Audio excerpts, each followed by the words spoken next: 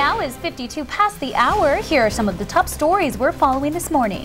Where they're headed next is something they still need to decide, but we do know they continue to be on the move this morning. Hey guys, I'm out here at Dave's Pizza, and as you can see from behind me, the building is completely engulfed in flames. A health alert for you this morning. A visit to the dentist could be good for your heart. A new study finds people who get their teeth professionally scraped and cleaned have fewer heart attacks and strokes. In this fictitious accident, these 3 rail cars each carry a different chemical. Now it's up to Hazmat to figure out what kind of chemical it is and the damage that can be done. After a little push from her grandmother, she decided to see if any publishers would take a chance on her, and what happened next changed her life. KVAL's Christina Nelson has the story. Here at the Oregon Divisional Chainsaw Sculpting Championships, it's amazing the artwork that comes out of a single piece of wood. And as you can imagine, sawdust covers the floor. Vandals hit a Santa Clara cemetery, the same one that was vandalized back in 2009. This time, the sign on the front gate of Looper Cemetery has been stolen. It is hard to believe some of these boats are made out of cardboard with their elaborate design. But the real question is, will it float? The time now is 6:04. For the first time, Herman Cain's wife is speaking out about sexual harassment allegations against her husband.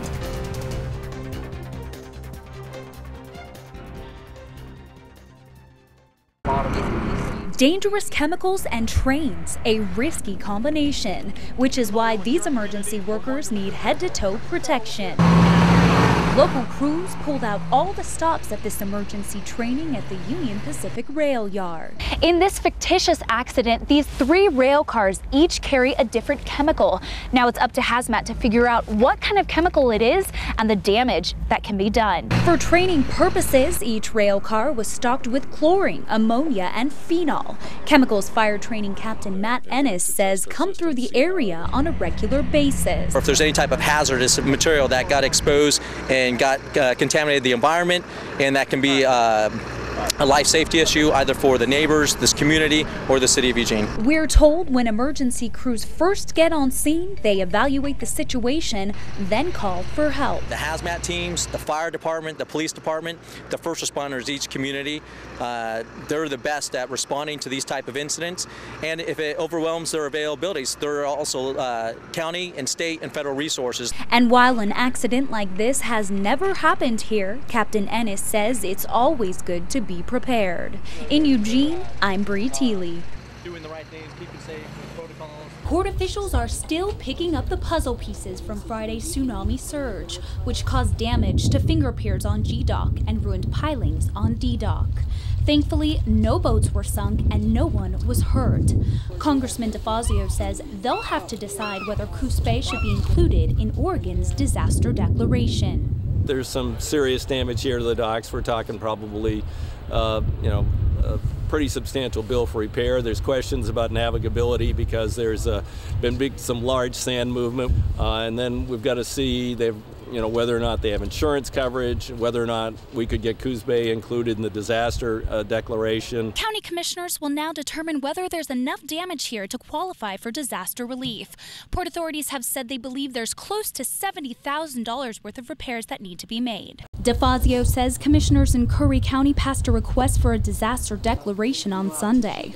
Although the damage in our neck of the woods isn't as extensive, he says alert systems up and down the coast uncovered real problems. What we're worried about is a quake of a similar magnitude proximate to the Oregon coast, much shorter warning time. People are going to have to respond very quickly. Down in Curry County, the reverse 911 system didn't work because they had so many incoming calls they couldn't call out. The congressman says the state will review mandatory warnings and set them at a standard time so everyone receives a warning in uniform fashion. In Charleston, I'm Brie Thiele, KCBY News. If you recognize that girl with the side ponytail, it's because you most likely watch her every morning on KCBY. Angela Lauren and myself teamed up to take down the competition in Lakeside's annual cardboard boat races. It is hard to believe some of these boats are made out of cardboard with their elaborate design. But the real question is, will it float? That being said, we grilled the guys who constructed this masterpiece out of cardboard, plastic, and about 10 rolls of duct tape. They were unsure of whether it would get the job done. Now, have you guys been practicing at all? No. Not at all. We don't even know if that thing is going to float. I don't know if it's going to keep us in there, but we're going to try. And by the looks of things, it did. They finished second in the race that's about 200 feet long. Also on our radar, the Walt Poorhouse team, who participates every year and came out with 2 creations, a bus and a rocket. They finished first. The Coos Bay Speedway also put together a cool cardboard boat shaped like a race car. In case you were wondering, our vessel, the Navat, named after our news director Tim Novotny, came in 4th, and we decorated it 80s style. In Lakeside, I'm Brie Thiele.